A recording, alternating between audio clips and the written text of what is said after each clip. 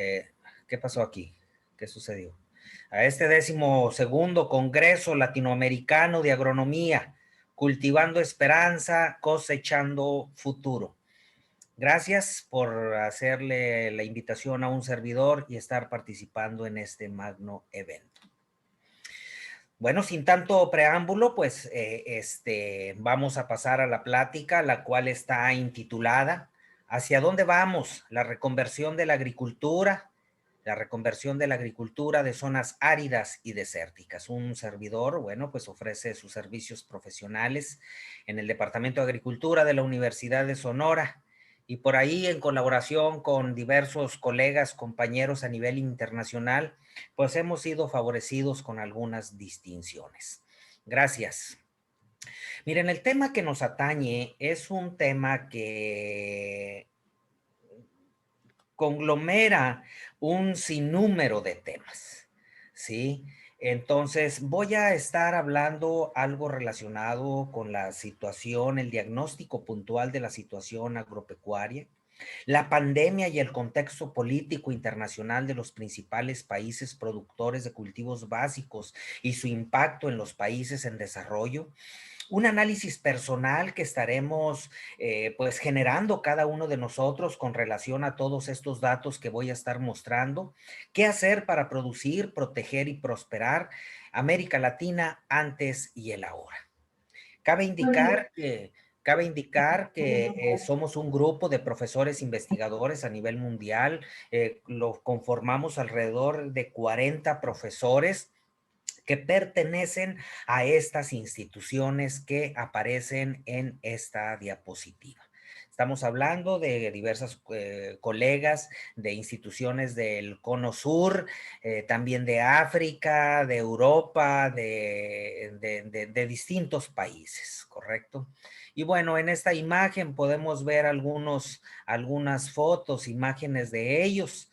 Es importante recalcar que hemos estado trabajando en conjunto, sometiendo proyectos ante diversas instancias de orden internacional, proyectos como por ejemplo este que se llama Alimentar la mente para combatir el hambre, un proyecto que de continuación ante la FAO, y que lleva como lema, aunque se han hecho muchos progresos en la mitigación del hambre y la malnutrición a escala mundial, todavía estamos lejos de tener un mundo en el que toda la población esté libre de hambre. Bueno, desafortunadamente hemos tenido compañeros que ya no se encuentran en esta dimensión, ya no se encuentran físicamente con nosotros y por eso nosotros ofrecemos nuestro abrazo fraterno a los suyos y a ellos, ¿verdad? Dando nuestra exclamación, que en paz descansen. Bueno, el grupo de investigadores al cual represento, deseamos resolver problemas mundiales aunado a la generación del conocimiento. Aquí podemos percatarnos cómo una convocatoria ofrecida por el Reino Unido, pues buscan precisamente premiar a ese grupo de profesores investigadores que pretendan cooperar en solucionar algún problema mundial. Hay muchos problemas mundiales, sin embargo, hay algunos que se meten, que se incluyen, entre otros, y hay 4 problemas mundiales identificados por diversas instituciones de representantes del globo terráqueo. Uno de ellos es viajar, pero sin dañar el medio ambiente. El siguiente es prevenir la resistencia a antibióticos, asegurar el acceso a agua segura y limpia, y un último que es conseguir que haya alimentos nutritivos y sostenibles. El grupo de profesores investigadores, bueno, por ahí hemos participado en algunas de estas convocatorias. Es importante indicar que otro problema mundial que se le une a estos 4, pues sin duda alguna es precisamente el de la pandemia. Y una de las premisas que nosotros basamos cooperar en la resolución de ciertos problemas, pues consiste precisamente en la bioprospección, la cual consiste pues en identificar cuáles son esos materiales vegetativos, plantas, correcto, que puedan tener una importancia agroindustrial y que puedan ser introducidos al sector agropecuario. Sin embargo, es importante comentarles que no nada más nos abocamos a identificar plantas que crezcan bajo ambientes de condiciones extremas como son desiertos, zonas áridas, semiáridas, sino que también nos involucramos en identificar cuáles aquellos microorganismos como bacterias, como hongos, como nemátodos e incluso insectos macros, ¿correcto? Que puedan tener un impacto positivo dentro de la sociedad, específicamente en el sector productivo. Entonces, basamos precisamente nuestros trabajos en una bioprospección. Miren, prácticamente nosotros, el grupo de investigadores, trabajamos específicamente en zonas áridas, en desiertos. Uno de los 10 desiertos representativos a nivel mundial, pues es precisamente el desierto de Altar o desierto de Arizona o desierto de Sonora, tiene una sinonimia. ¿Correcto? Entonces, este desierto de Sonora o desierto de Arizona se encuentra en el noroeste de México. Estamos hablando que tiene alrededor de una superficie no mayor a los 4,000 kilómetros cuadrados. Alrededor o dentro de esta zona de desértica, pues hay comunidades. Correcto, hay comunidades que tenemos que estar vinculados a estar pues conviviendo con esos factores como son las altas temperaturas y la indisponibilidad del recurso agua. Aquí en esta imagen nos podemos percatar cómo hasta 55 grados podemos nosotros estar eh, conviviendo en ese tipo de condiciones. Una aproximación diferente ángulo para principalmente aquí en el continente americano identificar cuáles son las zonas áridas, principalmente aquellas que no se ven de color verde. En la parte sur, ¿verdad? De Sudamérica también identificar cuáles son esas zonas áridas que nos interesa y que estamos actualmente trabajando junto con colegas que viven en estas altitudes, pues para identificar qué tipo de macros y micros organismos son los que ellos tienen para poderlos involucrar en el sector agropecuario. Una imagen más de la República Mexicana. Acá en el noroeste de México está el estado de Sonora. Actualmente yo ahorita me encuentro en esta península, en la península de Baja California, ¿correcto? Tenemos la parte norte y la parte sur. Ahorita me encuentro en lo que es esta área también que corresponde a una zona árida del desierto de Sonora. Y bueno, pues dirigiéndonos al tema que nos reúne, miren, es importante hablar sobre la política agropecuaria. Esta, sin duda alguna, no viene siendo no más que el conjunto de medidas e instrumentos que aplica el Estado en materia agropecuaria con el fin de lograr, pues, un desarrollo socioeconómico del campo. Esta política se puede dividir en política agrícola, ganadera, silvícola y pesquera principalmente. Cuando hacemos una retrospectiva hacia el pasado, siempre es bueno analizar qué es lo que ha sucedido a través de lo largo de nuestra historia. Pues recordemos que hay una frase célebre de que si no conocemos nuestro pasado, es posible que tropecemos con algunas situaciones y volvamos a repetir ciertos errores que surgieron en su momento. En ese tenor, surgen muchas preguntas como ¿cuál era la política agropecuaria que existía con nuestras culturas madres? ¿Qué aspectos veían en ese entonces para definir por aquí nos vamos a ir, por aquí nos vamos a regir? ¿Qué normas existían en la conquista cuando vinieron los españoles? En la época del virreinato, ¿correcto? Después de cada uno de los países cuando se independizaron. Por supuesto que hubo reformas políticas en materia agropecuaria. ¿Qué hay al respecto? Me gustó, me atreví a obtener esta imagen precisamente que me llamó mucho la atención, que tienen allí en la página principal del CIDE y que es precisamente debido a esta organización que estamos llevando, se está llevando a cabo este magno evento. Me atreví a mostrarlo porque sin duda alguna, miren, las instituciones de educación juegan un papel importante en la transmisión del conocimiento de cada una de nuestras naciones. Y para ello, pues la soberanía, cuando hablamos de soberanía, no viene siendo no más que salvaguardar cada una de los campos, de las áreas que tenemos como nación, el campo de la salud, el campo de la alimentación, el campo de la, pues de la educación, del vestido, de la seguridad. ¿Correcto? Entonces, las instituciones de educación juegan un papel sumamente importante. Y les digo, bueno, estamos hablando sobre esa retrospectiva hacia el pasado. Por ejemplo, nosotros aquí en la República Mexicana, en México, tuvimos una etapa significativa denominada como el Porfiriato.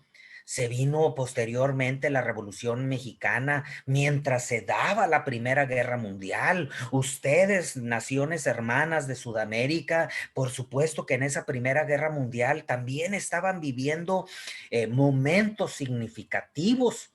¿Correcto? Nosotros como nación, en esos tiempos de la Revolución Mexicana, se iba fraguando ese término que está denominado como ejido. ¿Qué sucedió de los años 20 a los años 40? Se vino unos tiempos de institucionalización en cada uno de nuestros países. Institucionalización me refiero, por ejemplo, se crearon instituciones en materia de sistemas de riego, instituciones en materia de caminos, en fin, de presas, ¿correcto? ¿Qué es lo que estuvo pasando? También, bueno, pues estamos hablando otra época donde la iglesia se inmiscuye dentro de la política de cada una de nuestras naciones y que está denominada como la época de los cristeros. Correcto, la época de los cristeros. En la Primera Guerra Mundial, ¿cómo participamos basándonos en una política agropecuaria? Se vino la Segunda Guerra Mundial. ¿Qué pasa después de la posguerra de la Segunda Guerra Mundial? ¿Qué pasa entre los 50 y los 80? Se viene otra época que es precisamente la globalización, que viene siendo a partir más o menos adelante de los años 90 para cada una de nuestras naciones. Hasta, no sé, estamos hablando unos 5, 10 años atrás, viene una nueva etapa. Aquí surge la pregunta, ¿sabemos que estamos en una nueva etapa como naciones? Cuando volteamos a ver la productividad, a visualizar cada una de a visualizar la productividad en otros países, nos podemos percatar lo importante que ha jugado la historia en el desarrollo de esas naciones. Sin duda alguna, las naciones de esos países productivos, de esos países ricos, la consideración de cada uno de sus eventos que han pasado, pues han fincado, han generado cimientos que los han robustecido, que los han fortalecido y precisamente están en esas condiciones en la actualidad. Miren, la producción agropecuaria y la población rural han representado un papel importante dentro de la economía de los países. Sin embargo, la proporción de participación del sector agropecuario ha sido cada vez más reducida a través del tiempo. La mayor parte de las tierras en nuestros países son de temporal y no generan el ingreso suficiente para una subsistencia en una familia campesina. A pesar del aparente éxito comercial de los tratados de libre comercio, sí, me refiero en todo América Latina, desafortunadamente para el caso de México, más del 53.5% de los agricultores mexicanos viven en pobreza extrema. Y de los 50 millones de pobres que hay en México, 30 millones viven en zonas rurales. Ante tal situación, se necesitan, sin duda alguna, nuevas medidas de política para el campo mexicano. Ustedes, por supuesto, colegas de otras naciones de América Latina, tienen también conocimiento de cómo está su situación, cómo está impactando ese tipo de políticas agropecuarias con relación al sector y, por supuesto, en una sociedad. Ante ello, la presente plática, va a tratar de generar un análisis crítico y de diagnóstico no causal de la situación del sector agropecuario para elaborar, ojalá y así sea, propuestas y poder mejorar en este caso, nuestro sector agropecuario. Surge una pregunta surge una pregunta. ¿Una reconversión política es necesaria? ¿Es necesaria una reconversión política en el país de cada uno de nosotros? Miren, en el año 2020 y 2021, son 2 años extremadamente complicados para todo el mundo, sin excepción. El año 2020 y 2021, según historiadores, pues se le ha denominado como los años del cisne negro. Y esta denominación es precisamente cuando puede haber un caso improbable y pero con impacto devastador, no solo para la economía de una nación, sino también para la sociedad. Pero con todas las discrepancias, ¿verdad? Con todas las discrepancias que son leídas, que son apreciadas en los medios de comunicación, lo revelan como el año del rinoceronte negro, pues al parecer, esta pandemia que estamos viviendo, este fenómeno ya estaba previsto y precisamente con impactos devastadores en la economía y en la población humana. El COVID-19 nos ha mostrado una vez más lo vulnerable que es la humanidad ante eventos que no pueden ser advertidos de una manera anticipada, pero también muestran la velocidad con la cual el ser humano se adapta y busca restablecer el orden y el sentido de su entorno. El sector agroalimentario es un claro ejemplo de esta resiliencia frente a los eventos poco probables a nivel global. El mayor temor de algunos organismos internacionales era que la crisis originada por la pandemia repercutiera en el abasto de alimentos a nivel global. Y pudimos ver que las cadenas globales de alimentos, pues han respondido de una manera ágil y decidida y no solamente merece nuestro aplauso, sino también merece nuestro reconocimiento hacia las mujeres y hombres que han hecho posible que haya suficiente y oportuno alimento para cada uno de nosotros. En esta diapositiva muestro la superficie agrícola global, ¿verdad? Que puede ser dirigida para la producción de alimentos. Sin embargo, ¿cuánta de ella es la que se está utilizando a la producción de alimentos? ¿Cuánta de ella es de temporal y cuánta es para que se dirige de riego? Hay dos áreas significativas en la producción de alimentos en nuestro globo terráqueo, lo que es la parte norte de América Latina y lo que es Asia. Vemos también aquí cuánta superficie se dirige a la producción de alimentos. Es importante indicar que cada año se incorpora un 12% de hectáreas a la producción de alimentos. México, bueno, pues también tenemos registros, tenemos estadísticas de cuánta superficie se lleva precisamente en la producción de riego, cuántos son anuales y cuántos son perennes, cuánto es temporal, también anuales y cuántos son perennes. Por supuesto que en los países de América, de Sudamérica, de Centro y Sudamérica, pues también tienen esa información. Algo muy importante que debemos entender es que antes de la pandemia, la agricultura mundial ya venía transformándose.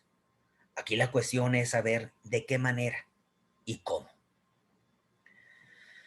Un término que debemos considerar en la presente plática, pues es la de reconversión, la cual es un proceso de modernización o de transformación de un sector empresarial con el fin de mejorar su rendimiento o de adaptarlos a la demanda del mercado. Aquí es importante indicar que no solo el factor externo comercial, ¿sí? Es decir, desde el punto de vista económico, ¿qué está sucediendo en otras naciones fuera de nuestro país? Pueden jugar un papel importante en la reconversión de un país, de una política agropecuaria, sino también que existen factores como son de tipo abiótico, donde figura, por ejemplo, la salinidad, las altas temperaturas, las bajas temperaturas, las fuertes y repentinas lluvias, la indisponibilidad del recurso agua, que pueden influir para que si se estaba dirigiendo en una determinada región la producción de un determinado cultivo, si se han abatido los mantos freáticos, si se han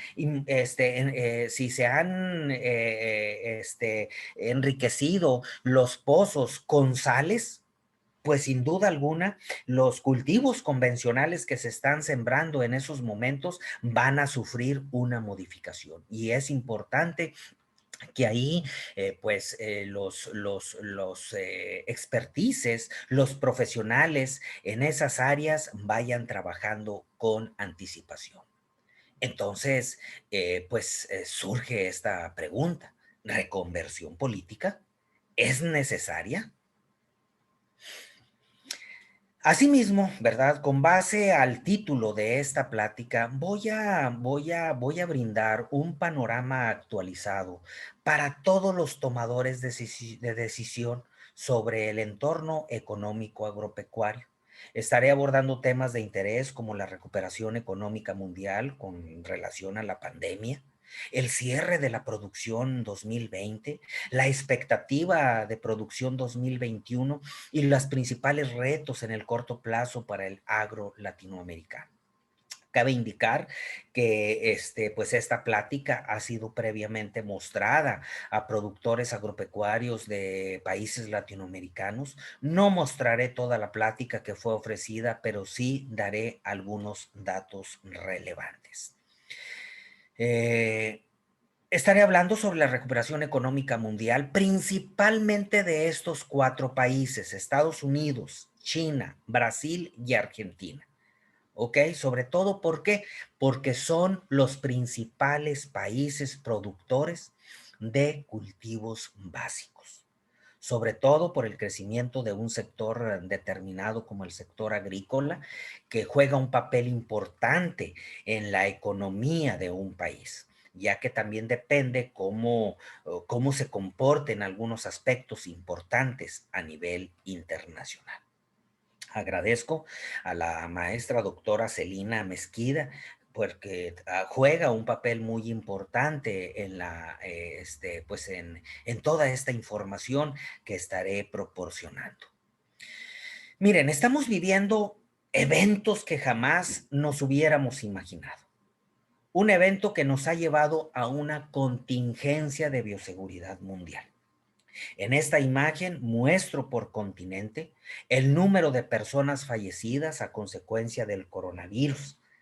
Aquí lo muestro hasta el 13 de junio. Sin embargo, bueno, nos hemos percatado que pues se han venido olas, ¿verdad? Olas de reinfecciones pues con relación a esta pandemia. No quiero omitir, pasar desapercibido esta distinción, y me refiero precisamente al Premio Nobel en Química, un premio Nobel que fue ofrecida precisamente a estas dos investigadores por crear la técnica CRISPR-Cas9. Esta técnica, que consistió en haber identificado un sistema de complejo inmunitario que tienen las bacterias y las protege contra virus, ha jugado un papel muy importante en la actual pandemia. Miren, esta técnica es un sistema de inmunidad que tienen las bacterias, de manera adaptativa. Ellas recuerdan las secuencias de los patógenos de ataques anteriores, cortan su ADN en caso de una nueva infección. Si recordamos, en el 2020, a finales, a mediados finales, pues el sector médico empezó a trabajar arduamente en la producción de vacunas de manera convencional, y tuvimos problemas para la producción de anticuerpos. De tal forma que con esta técnica CRISPR-Cas9 es precisamente la que ha promovido la producción de vacunas. Y bueno, pues todas las vacunas que se han estado generando, produciendo, es a través de esta técnica, con excepción, por supuesto, de algunos países que están trabajando con la convencional. Entonces, esta técnica no nada más está revolucionando la producción de vacunas en el sector salud, sino también va a jugar un papel muy importante en el proceso de mejoramiento genético en plantas y animales.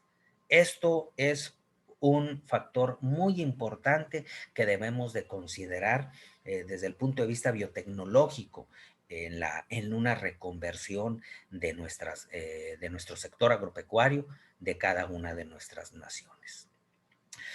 Bueno, pues una vez más muestro cómo con relación a esta pandemia, si podemos ver en esta gráfica inferior del lado derecho, pues vemos que en el 2019 nosotros traíamos una curva económica relativamente normal en comparación de los anteriores años. En el 2020, que fue cuando ya nos afectó esta enfermedad, esta pandemia viral, pues vemos que efectivamente la economía a nivel mundial ha repercutido de manera significativa. Desde mediados desde el año pasado, ya se estaba pronosticando cómo la economía a nivel mundial sería afectada. Estoy hablando de pronósticos a mediados del año pasado. Y estamos hablando que se manejaba un porcentaje del -4.9, casi 5% en el orden de la depresión. Nosotros aquí en México, sí, bueno, pues estaba considerada, ¿verdad? Hasta bajar precisamente en un -10.5%. Cada uno de los países, pues tiene sus respectivos porcentajes de cómo esta pandemia ha afectado la economía de sus sectores. Y si nosotros nos percatamos, pues México en sus últimos 30 años no ha podido superar su crecimiento arriba del 3.3%. ¿Verdad? Entonces, esto significa que, pues, si nos ha pegado de manera significativa económicamente esta pandemia, pues vamos a tener una recuperación muy lenta en los próximos años. Surge la pregunta, ¿es cierto esos pronósticos? Porque estamos hablando de pronósticos a mediados del año pasado. Miren, con esta diapositiva todo muestra, todo indica que después de un año, pues hay una luz en ese túnel, hay una luz al final del túnel.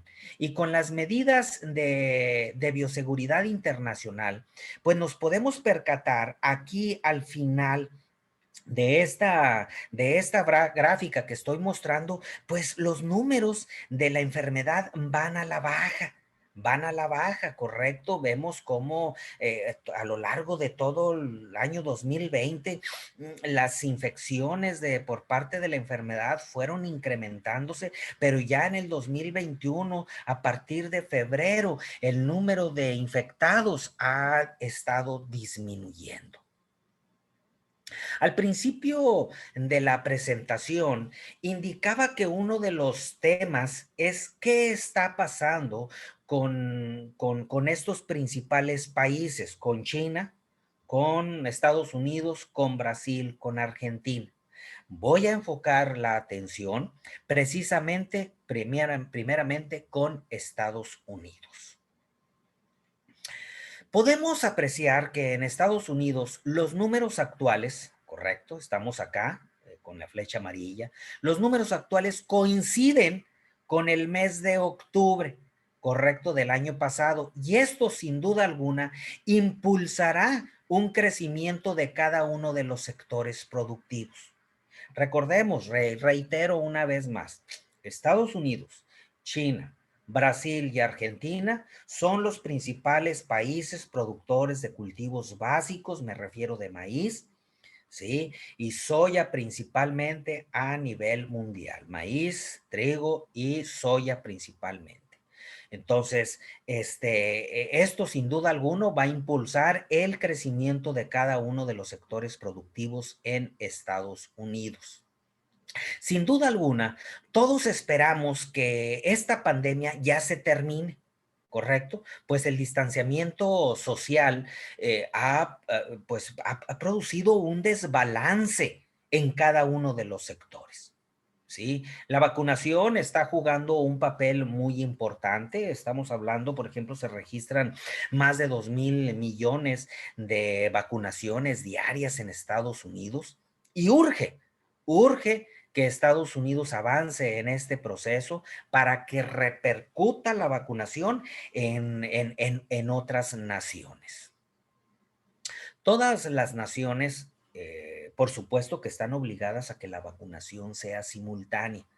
Desafortunadamente no está sucediendo, ¿sí? Si no sucede precisamente esta, ¿cómo se puede decir? Pues esta vacunación de manera simultánea. Sin duda alguna, lo que estamos promoviendo es que haya mutaciones y por consecuencia nuevas vacunas para una raza en particular. ¿Correcto? Entonces, actualmente estamos corriendo de la pandemia, pero por otro lado nos azota la crisis económica, ¿sí? Hay naciones que con base a sus bolsas de ahorro están apoyando a sus distintos sectores, ¿sí? Entonces, pues, pero en naciones, por ejemplo, como las nuestras de América Latina, se han visto afectadas, ¿correcto? Y pues sin duda alguna no es lo mismo, el mismo efecto, el mismo impacto de ayuda como es con los países ricos. Entonces, cada país está, este, les comento, cada país está obligado a salir de esta situación. Recordemos que estos efectos han repercutido principalmente en aquellos negocios donde se establecen vínculos estrechos entre personas, como son gimnasios, restaurantes, hotelería, no se diga el empleo informal. Nosotros en América Latina, el empleo informal es pues no sé si denominarlo como un problema, pero es un aspecto sumamente importante que se debe de considerar. Ningún país, aquí en esta imagen que estoy mostrando, ha quedado exenta de esta pandemia de 2020 y 2021. En Europa, el impacto de cada nación ha sido distinto. En Europa, por ejemplo, comparado con América, pues ha sido diferente, y entre países de un continente también se ha vivido lo mismo. En América Latina no ha sido la excepción. Todos los países se han visto afectados en su economía. Por ejemplo, aquí podemos percatarnos que Argentina, su impacto, ¿verdad? Estamos hablando con azul. En el 2022, ¿cuánto es más o menos la recuperación que va a estar teniendo cada país? Muestro a Argentina, muestro a Perú, a Ecuador, a México, a Colombia, a Chile. Vemos como, por ejemplo, para el caso del 2020, que es en gris, y el gris, como a todos los países nos afectó, pero también de distinta forma. Por ejemplo, México, pues aquí sí vemos que efectivamente esos pronósticos, esos datos que estaban pronosticados, sí coinciden con el impacto que se está dando. Vemos una recuperación en el 2021 de 1.7%, pero ya en el 2022, pues vemos que se va a estabilizar la economía. Y efectivamente, eso es precisamente lo que queremos nosotros como naciones. Estados Unidos, pues nos percatamos que aprobaron épocas de estos 2 años, ayuda a sus habitantes. Debemos reconocer que esta situación en algunos países que dependemos de la importación en cultivos básicos, ¿correcto? Por ejemplo, Estados Unidos tiene un 50% de la población en estado de pobreza, pero esa pobreza no es igual a la que tenemos en los países latinos. Debemos reconocer que esta situación en algunos países que dependemos de la importación en cultivos básicos vino a agravar más esta situación de dependencia. Aquí cabe indicar que cada país tiene registrados cuáles son sus cultivos básicos de alimentación, y aquel que tenga una dependencia por arriba de un 25%, según la ONU, en su última declaración, es que debemos de trabajar al respecto. Por ejemplo, nosotros, México, dependemos un poco más del 40% de cultivos básicos. Entonces, sin duda alguna, tenemos que aprender a trabajar y a no depender de otros países. ¿Qué pasa con la nueva administración? Pues en este caso en Estados Unidos, ya con el actual presidente Biden, ¿verdad? Si recordamos, entre Estados Unidos y China, en la administración del señor Trump, impuso fuertes aranceles a China, pues acorde a la secretaria del Tesoro, Janet Yellen, estos se quedan por el momento. Aquí podemos mostrar, ¿verdad? Cómo la nueva Casa Blanca, en la primera, está evaluando la eficacia de los aranceles existentes con China. Estamos hablando, pues están trabajando con esos paquetes de apoyo. En un paréntesis, México, con las exportaciones que hacemos hacia Estados Unidos, fueron muy afectadas fueron muy afectadas por los aranceles impuestos. Estamos hablando del 92% de las exportaciones son inspeccionadas. México como su principal socio en la importación y exportación, si le pusiéramos esa política espejo, nos llevaría a otra situación. Entonces, bueno, son los estiras y afloja que tienen que estarse trabajando con Estados Unidos. ¿Qué está pasando con el dólar? Recordando cómo fue el comportamiento del dólar, se apreció, ¿verdad? Por ejemplo, podemos que se vino devaluando paulatinamente al final del año 2020. Esto hace que se incremente el valor de compra de algunos cultivos como son la soya y el maíz. Recordemos que se manejan precios internacionales y permite que todos los países que manejan otras monedas, por ejemplo el yen japonés, las libras, francos, coronas, se vean atractivos para exportarles productos. Entonces, recordemos que en materia de mercado, cada país está viendo qué expectativas le permite un ingreso de capitales. El dólar, ¿verdad? Puede o no continuar, pero la tendencia indica lo contrario. Acá en la parte final vemos, ¿verdad? En esta figura del lado derecho, pues vemos que a finales del 2021 el valor del dólar fue disminuyendo. Sin embargo, a inicios del 2021 fue incrementándose.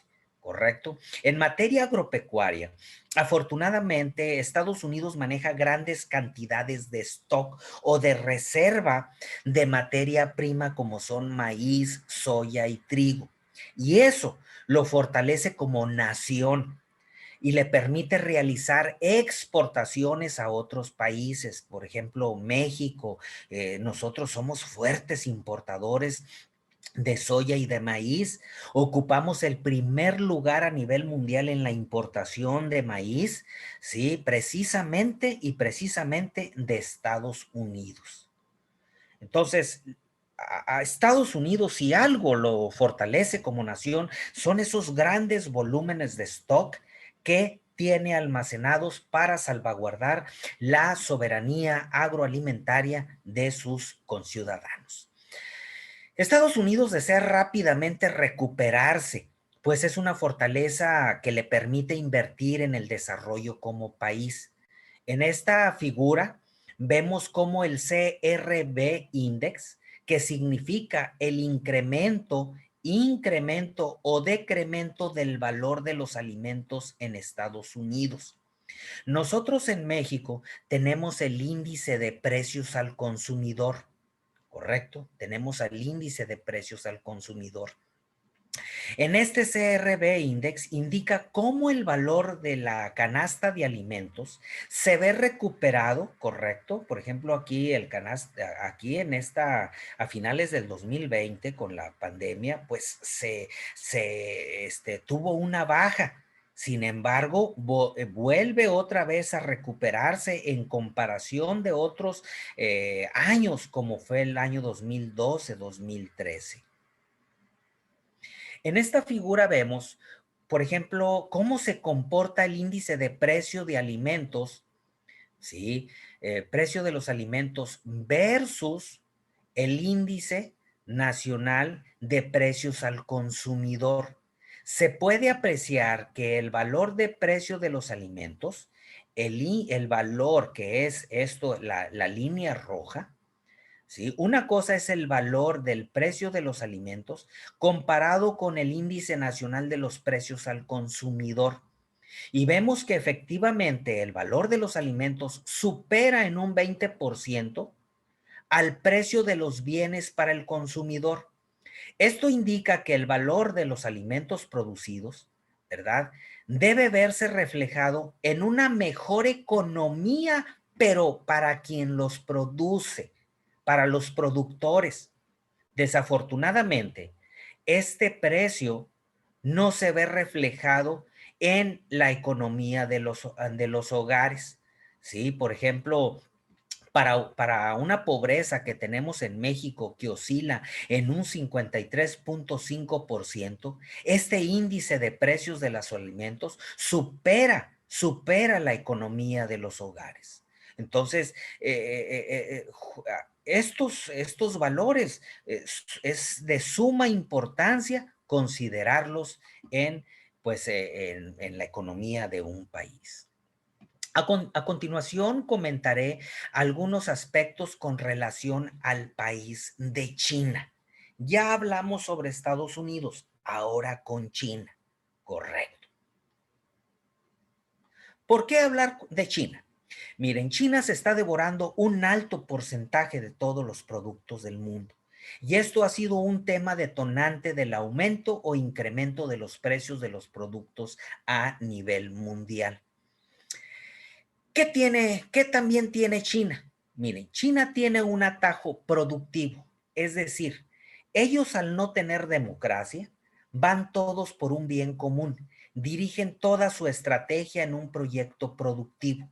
Y sí, efectivamente eso es estratégico, pues independientemente de que sean rentables o no, el gobierno les está ayudando. Correcto. Está el manejo de incentivos que juega un papel importante como nación. ¿Qué también tiene China? China pretende, China pretende para el 2050 sobresalir no solo en términos de cantidad, como lo ha venido haciendo pues en estas 2 décadas, sino también en términos de calidad. Pero, ¿y qué están haciendo al respecto? Una cosa que está atendiendo China es tener bien alimentados a sus ciudadanos chinos. Hay 2 preguntas importantes que debemos de entender. ¿Qué tiene China para destrabar, orientar sus esfuerzos a un proyecto estratégico? ¿Qué está haciendo China para tener bien alimentados a sus habitantes? Miren, para ello es bueno considerar que el mundo tiene 6.8 billones de habitantes. Estamos hablando que todos esos 6.8 billones de habitantes viven en una superficie, tienen una superficie, se distribuye esa superficie, nos toca de a 2 hectáreas de tierra. Sin embargo, de esas 2 hectáreas de tierra, si nada más nos dirigimos a tierra arable, pues nos corresponde a 0.26. China, por su parte, tiene como nación 1.3 billones de habitantes. Si distribuyen ellos toda su tierra, pues nada más les toca de 0.8 hectáreas de tierra, pero como tierra arable les toca 0.1 de tierra arable, lo cual es una proporción de habitantes bastante significativa. Entonces, China debe buscar a otros países para alimentarse y los principales países, los principales productos son soya, maíz y trigo principalmente. Y cada vez va a necesitar más producciones. Y estas importaciones son una oportunidad para nosotros como países de América Latina para buscar esas oportunidades y poderles exportar ese tipo de cultivos que ellos necesitan. China produce mucho maíz, es importante, ¿verdad? ¿Qué cultivos agrícolas produce China? Mucho maíz. Es el segundo lugar a nivel mundial productor de maíz después de Estados Unidos. Todo lo que produce, estamos hablando de 260 millones de toneladas, también los consume. Sí, es decir, ellos llegan a consumir hasta 278 millones de toneladas. China, desafortunadamente, algo tiene a diferencia de otros países. ¿Y qué es? Es que no es un país transparente en sus necesidades con los países de donde importa, o al menos así lo hace ver a nivel internacional. Esa falta de transparencia permite que los demás países estén con las preguntas. ¿Y China qué ahora quiere? cuándo China necesita o cuándo no requiere.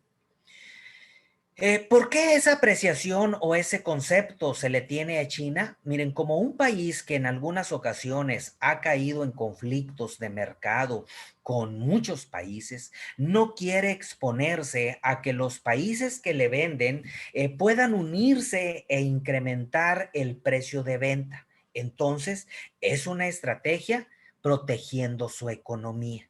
¿Correcto? Tiene conflictos con Estados Unidos, sabemos muy bien que los tiene. China no nada más produce maíz, ¿correcto? No nada más produce maíz. En los últimos años hubo una estabilidad en su producción de maíz, pero también eso les permite almacenar y producir etanol. ¿Ok? Sin embargo, como su población fue aumentando, ha ido aumentando, sus volúmenes de almacenaje y producción se han ido a la baja. Y esa situación ha provocado que en tiempos actuales esté importando, ¿correcto? Por lo tanto, China es un fuerte productor, pero también es un fuerte importador. China en el 2013, estamos hablando que China en el 2013 importaba 5 millones de toneladas de maíz. Actualmente importa 22 millones de toneladas. Estamos hablando de Estados Unidos principalmente y 4 millones de toneladas que provienen precisamente de Ucrania. ¿Qué más tiene China? Miren, si yo como productor de huevo eh, soy un productor de huevo, sin duda alguna me sale más económico importar en lugar de comprársela al productor chino. Doctor Edgar, perdón, ha terminado su tiempo de exposición. Ok, correcto. Bueno, perfecto. Nada más permítame dos diapositivas más. Entonces, tengo un margen de $137 por tonelada. Correcto. Entonces, esta situación ha provocado que China baje sus producciones de maíz y esté importando grandes volúmenes de estos cultivos. Sobre todo porque en el 2015 y en el 2017 tuvo una peste, ¿verdad? Precisamente en su producción porcícola. Esta situación, junto con otras, ha hecho que China sea un país sumamente importador de países y nosotros como naciones que tenemos superficies vastas para producir cultivos básicos, puede ser una oportunidad para poder exportar este tipo de cultivos como lo está haciendo Argentina y Brasil hacia el país de China. Pues doctor, gracias por esta oportunidad que se me brinda para ofrecer esta plática. Por supuesto que me hubiera gustado ofrecer más datos. Si hay una oportunidad que en este tipo de eventos se presenten cursos, ¿sí? Cursos o pláticas, sesiones un poquito más alargadas, de tal forma que les pueda considerar a los participantes como un curso adicional académico en sus instituciones. Por supuesto que estoy en la mejor disposición de participar. Un placer, doctor Antonio.